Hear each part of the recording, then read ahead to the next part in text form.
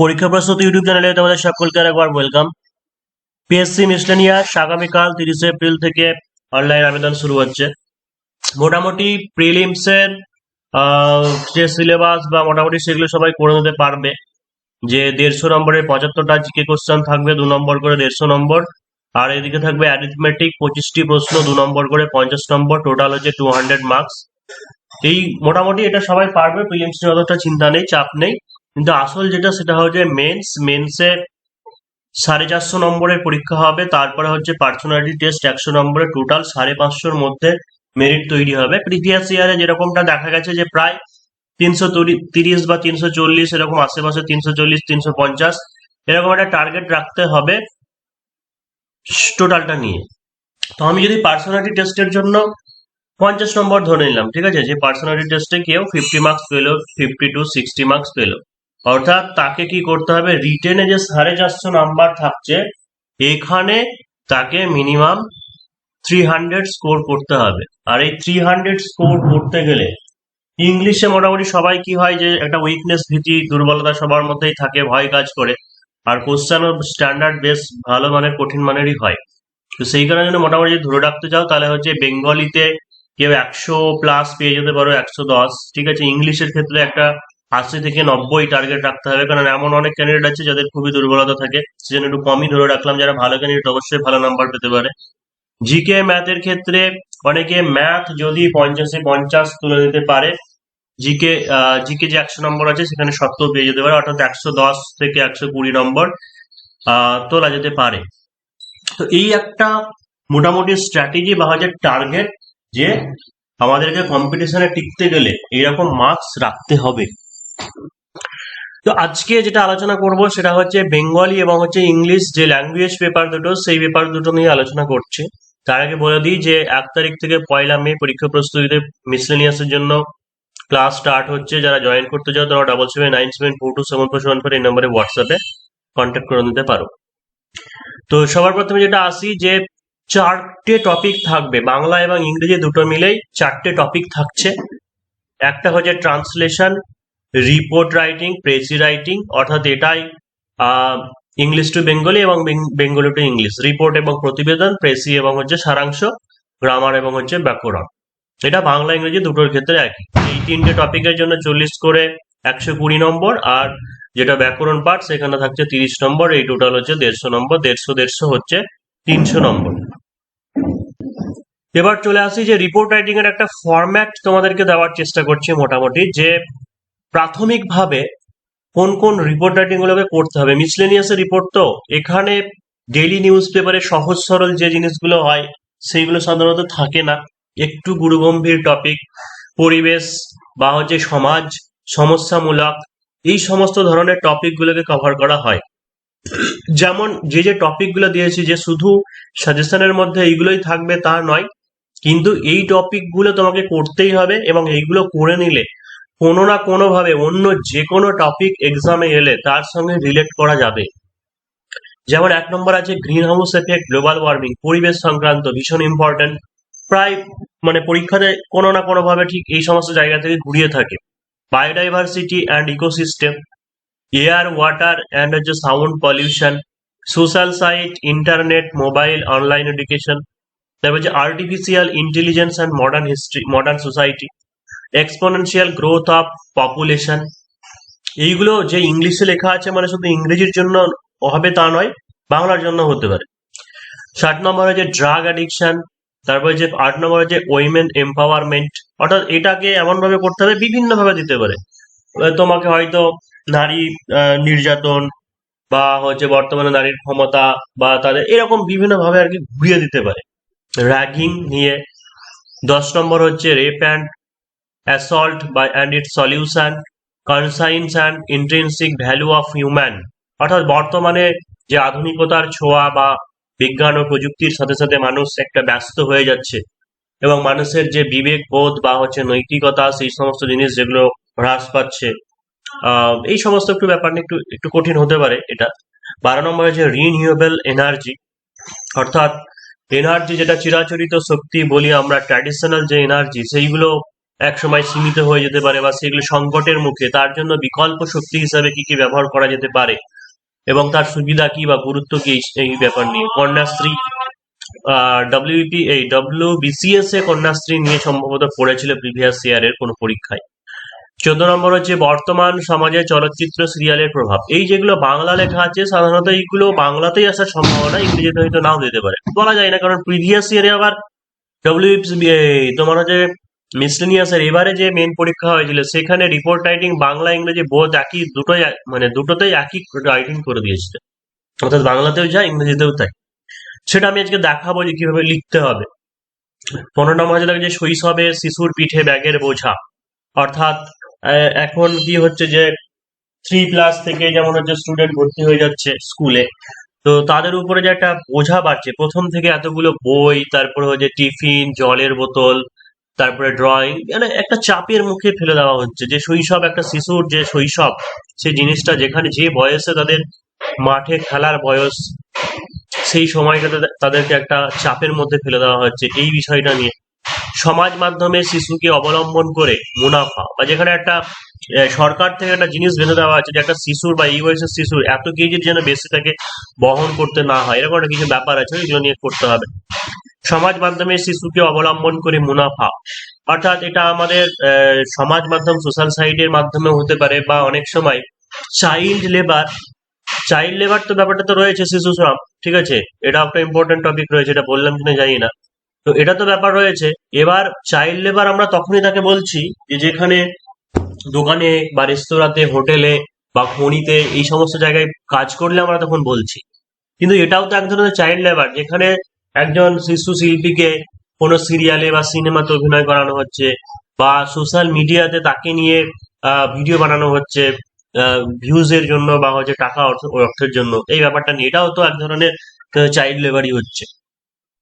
Next হচ্ছে translation কি ধরনের করা উচিত।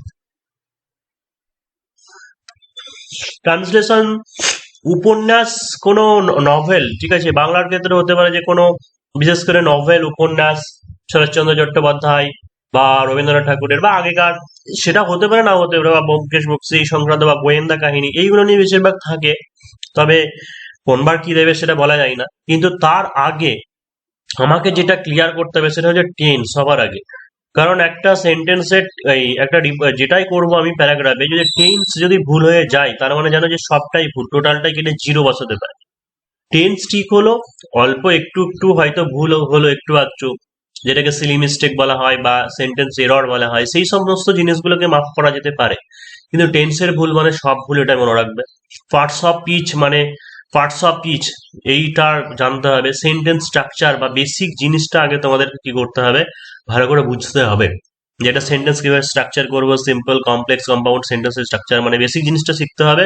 তারপরে মিসলেনিয়াসের ক্ষেত্রে বলতে পারো যে WBCS এর থেকেও আমার মনে হয় যে বেঙ্গলি ইংলিশ পেপার যেটা, সেটা অনেক সময় বেশি কঠিন টপিক বা বেশি কঠিন থাকে বলেই মনে হয়। বা বলতে পারো যে দুটোর কম্পারিজন, মানে দুটোর লেভেল হচ্ছে একই, WBCS এবং মিসলেনিয়াসের, অন্তত পক্ষে বাংলা এবং ইংরেজি, এই যে লিটারেচার পার্টটা। তাই এটা এতটাও সহজ হবে না যে কেউ হয়তো শুধুমাত্র প্রিলিমস পরীক্ষা হয়ে গেল তারপরে ওই 4-5-6 মাসের মধ্যে রেডি করবে। এখন থেকে যদি শুরু করো তাহলে জানতে পারবে যে মোটামুটি ভাবে তাও মেন্সের জন্য প্রায় 1.5 বছর সময় পেয়ে যাবে কম করে। কারণ সাধারণত বলেছি যে ফর্ম ফিল আপ হওয়ার 6 থেকে 7 মাস পরে প্রিলি পরীক্ষা হয়, তার 6-7 মাস 8 মাস পরে রেজাল্ট বের হয়। অর্থাৎ সব মিলে তুমি প্রায় 1.5 বছর সময় পেয়ে যাবে আজকে থেকে যদি প্রিপারেশন করো তাহলে মেন্সের জন্য। এবং টার্গেট যদি থাকে তাহলে কিন্তু এখন থেকেই সেই প্রিপারেশনটা তৈরি করতে হবে, তোমাকে নিতে হবে। তো পরীক্ষা প্রস্তুতির হাত ধরে যদি করতে চাও 7797427474 এই নম্বরে হোয়াটসঅ্যাপে কন্ট্যাক্ট করে নিতে পারো।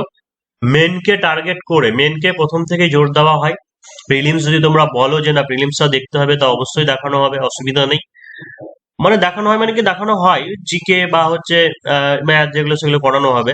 কিন্তু যাদের মেনে খুব নিয়ে চিন্তা আছে, চিন্তা নেই, ঠিক আছে, যে চিন্তা নেই, কারণ ওটা এখন থেকেই শুরু হয়ে যাবে। যে অনেক জায়গাতে কি হয়, আগে প্রিলি হয়ে যায় তারপরে মেন শুরু হয়, তা হবে না। ইংলিশ গ্রামার দেখো, ইংলিশ গ্রামার পার্টে যে জিনিস থাকে সাধারণত ফিল ইন দ্য ব্ল্যাঙ্কস, যেটা সাবজেক্ট ভার্ব এগ্রিমেন্ট বা হচ্ছে টেন্স এর উপরে থাকে। রিরাইট সেন্টেন্স কারেক্টলি, অর্থাৎ যেটা সেন্টেন্স এরর বলছি সেই জিনিসটাকে ঠিক করে লিখতে হবে। 3 নম্বরে যে making sentence with idiom phrase, idiom phrase দিয়ে সেন্টেন্স তৈরি করা থাকে। বাংলার ক্ষেত্রে সাধারণত যেটা থাকে সেটা হচ্ছে শুদ্ধ বানান, বাংলার ক্ষেত্রে শুদ্ধ বানান ভুল দেওয়া থাকে সেটাকে ঠিক করে লিখতে হয়। তারপর হচ্ছে এক কথায় প্রকাশ থাকে, এক কথায় প্রকাশ। তারপর হচ্ছে বাগধারা, বাগধারা দিয়ে কি থাকে যে তোমার সেন্টেন্স তৈরি, বাক্য তৈরি করা, এই জিনিসগুলো থাকে।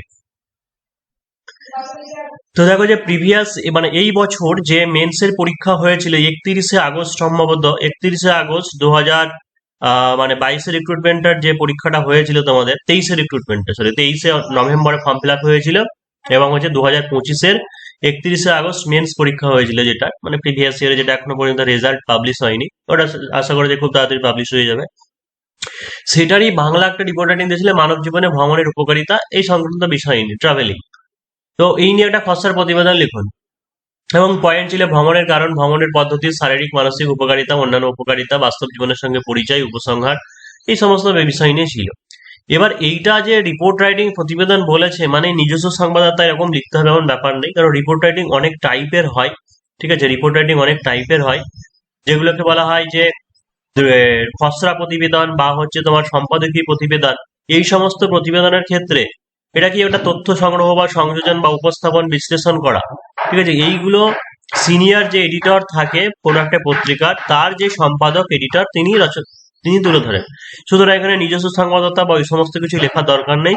এখানে জাস্ট কি করবে, একটা প্যারাগ্রাফের মতো টাইটেল দেবে, টাইটেল দিয়ে লেখা শুরু করবে, এবং টাইটেল বা শিরোনাম যেটা হবে সেটাকে আন্ডারলাইন করতেও পারো, নাও করতে পারো, বা হচ্ছে একটু মোটা গাঢ়া করে লিখে দিতে পারো, যে মানব জীবনে ভ্রমণের গুরুত্ব, মানব জীবনে ভ্রমণের গুরুত্ব। এই ধরনের রাইটিং এর ক্ষেত্রে তুমি কোনো চাইলে কবিতার লাইন টাইন এই সমস্ত দিয়েও শুরু করতে পারো, কিন্তু যেন সেটা নির্ভুল হয়, মানে মন গড়া একটা লিখে দেওয়া। যেমন হচ্ছে দেখো যে প্রথমে শুরু করেছে এটা একটা রবীন্দ্রনাথ ঠাকুরের লাইন দিয়ে, যে ইহার চেয়ে হতেম যদি আরো বেদুইন, চরণ তলে বিশাল মরু দিগন্তে বিলীন। তো মানুষ জন্মগতভাবে ভ্রমণ পিপাসু বলেই স্থলপথ থেকে জলপথ এবং জলপথ থেকে আকাশপথে পাড়ি দিয়েছে আদিম যুগ থেকে। বিজ্ঞান ও প্রযুক্তিবিদ্যার উন্নতির সাথে সাথে আধুনিক যুগে ব্যস্তময় ও কৃত্রিম কোলাহলপূর্ণ জীবনের একঘেয়েমি কাটাতে ভ্রমণ জীবনদায়ী ঔষধের মতো।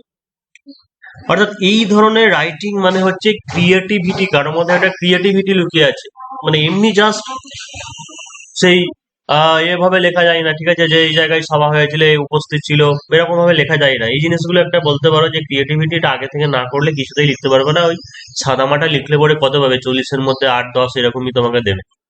অর্থাৎ এইভাবে ভালো করে না লিখতে পারলে ভালো নাম্বার পাওয়া যাবে না। এটা একটা গ্রাজুয়েট লেভেলের মিসলেনিয়াস অফিসার লেভেলের এক্সাম, সুতরাং এখানে তোমার যে শব্দ চয়ন বা হচ্ছে যে সেন্টেন্স বাক্যগুলো হবে সেইগুলো যেন শুনতে ভালো লাগে, শ্রুতিমাধুর্য, এবং বাক্যগুলো অবশ্যই মানে খুব দুর্বোধ্য প্রয়োগ করতে হবে না, কিন্তু যেন একটা লেভেল থাকে, একটা স্ট্যান্ডার্ডই যেন থাকে। তো দৈনন্দিন জীবনে কাজের ফাঁকে দেশ বিদেশের বিভিন্ন প্রান্তে পায়ে হেঁটে বা যানবাহনের সাহায্যে একলা বা বন্ধু বা আত্মীয় স্বজনের সাথে প্রাকৃতিক পরিবেশে, তীর্থক্ষেত্রে বা ঐতিহাসিক জায়গায় ভ্রমণ করা ভীষণ জরুরি। ভ্রমণের উপকারিতা, যে ভ্রমণের উপকারিতা হলো এটি শারীরিক ও মানসিক স্বাস্থ্যের উন্নতি ঘটায়, চাপ ও উদ্বেগ কমায়, আত্মবিশ্বাস ও সিদ্ধান্ত গ্রহণের ক্ষমতা বৃদ্ধি করে, নতুন সংস্কৃতি, মানুষ এবং জ্ঞানের সাথে পরিচয় করিয়ে দেয়, এবং বিশ্ব দৃষ্টিকে প্রসারিত করে। অর্থাৎ তুমি যে ভ্রমণ করছো, যে হাঁটা চলা হচ্ছে আমাদের, ঠিক আছে, এখানে কি হচ্ছে যে একটা শারীরিক যে ব্যায়াম বলো বা হাঁটছি আমরা, আমাদের অঙ্গ প্রত্যঙ্গ সেগুলো সচল থাকছে, অর্থাৎ শারীরিক। সেই সঙ্গে দেখবে আমাদের যখনই কোনো কাজের প্রেশার হয় বা কিছু হয়, ছুটিতে আমরা যাই, তার মানে কি বাইরে ঘুরে এলে মানুষজনের সঙ্গে মিশলে কি হয় যে মেন্টালি যে আমাদের একটা স্যাটিসফ্যাকশন আসে মনের মধ্যে, সেই মানসিক স্বাস্থ্যটা উন্নত হয়। সেই সঙ্গে হচ্ছে চাপ কমায়, উদ্বেগ কমায়, ঠিক আছে, আত্মবিশ্বাস, যে বাইরে তুমি যখন যাচ্ছ কোথাও একটা চ্যালেঞ্জিং, ঠিক আছে, একটা চ্যালেঞ্জকে মোকাবিলা করা, সেই সমস্ত জিনিস, বা হয়তো কিভাবে যেতে হবে তার একটা পরিকল্পনা করা, সেই আত্মবিশ্বাস ও সিদ্ধান্ত গ্রহণের ক্ষমতা বৃদ্ধি করে। একটা নতুন সংস্কৃতি, নতুন মানুষের কাছে যাচ্ছ, নতুন জায়গাতে যাচ্ছ, ঠিক আছে, একটা নিউ একটা কালচারের সঙ্গে তুমি মিশছো, মানুষ এবং জ্ঞানের সাথে পরিচয় করে দেয় এবং বিশ্ব দৃষ্টিকে প্রসারিত করে। ভ্রমণ ব্যক্তিকে আরো স্বনির্ভর করে তোলে এবং জীবনে নতুন অভিজ্ঞতা ও আনন্দ যোগ করে। গবেষণায় দেখা গেছে নিয়মিত ছুটি কাটানোর ফলে করোনারি হৃদরোগ, হার্ট অ্যাটাকের ঝুঁকি কমে। নতুন পরিবেশে নিজেকে মানিয়ে নেওয়া এবং চ্যালেঞ্জ মোকাবিলা করার মাধ্যমে ভ্রমণ ব্যক্তির আত্মবিশ্বাস ও স্বনির্ভরতা বৃদ্ধি করে।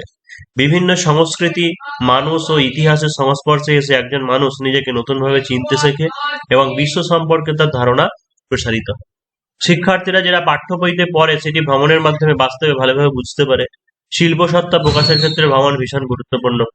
অর্থাৎ একটা স্টুডেন্ট যা বইতে শুধু পড়েই গেল পুঁথিগত বিদ্যা হিসেবে, কিন্তু সে বাস্তবটাকে দেখলো না, উপলব্ধি করতে পারলো না, তাহলে ঠিকঠাক হয় না। এটা পড়লো বইয়ে, তারপরে সেটা দেখলো, তাহলে বেশি গেঁথে থাকবে মনের মধ্যে। যে শিল্প সত্তা, অর্থাৎ এই ভ্রমণ করতে করতে অনেকে গান লিখে ফেলে, কবিতা লিখে ফেলে, গল্প লিখে ফেলে। অর্থাৎ এই জিনিসটা নিয়ে একটা ক্রিয়েটিভিটির জায়গা থাকে। শুধুমাত্র পুঁথিগত বিদ্যার থেকে বা ইন্টারনেট, সমাজ মাধ্যমে, শুধু মোবাইলের পর্দায় তাকিয়ে থেকে জ্ঞান অর্জন করা গেলেও বাস্তব জীবনে চলার পথে ভ্রমণ ভীষণ জরুরি, জীবনের বিভিন্ন বাস্তব প্রতিকূলতা থেকে কাটিয়ে তোলার ক্ষেত্রে। এই কবির ভাষায় দেখবো না থাকবো না বদ্ধ ঘরে, দেখবো এবার জগৎটাকে, যেমন করে ঘুরছে মানুষ যুগান্তরের ঘূর্ণি পাকে। তাহলে এই একটা তোমাদেরকে দেখালাম রিপোর্ট রাইটিং বাংলা, যেটা প্রিভিয়াস ইয়ারে পড়েছিলাম। এরকম প্রচুর, মানে ধরে রাখো মোটামুটি 40 থেকে 50 খানা টপিক পড়তে হবে, তার মধ্যে কমন পাওয়া যেতে পারে, যাবে আশা করা যায় কোনো না কোনো ভাবে। তো যারা পরীক্ষার প্রস্তুতিতে জয়েন করতে চাইছে মিসলেনিয়াস, এখন যেটা চলছে সেটা হচ্ছে মিসলেনিয়াস এবং হচ্ছে এসআই এর কোর্স চলছে। ঠিক আছে, যারা জয়েন করতে চাও তোরা 779792742747 এই নম্বরে হোয়াটসঅ্যাপে কন্ট্যাক্ট করে নিতে পারো।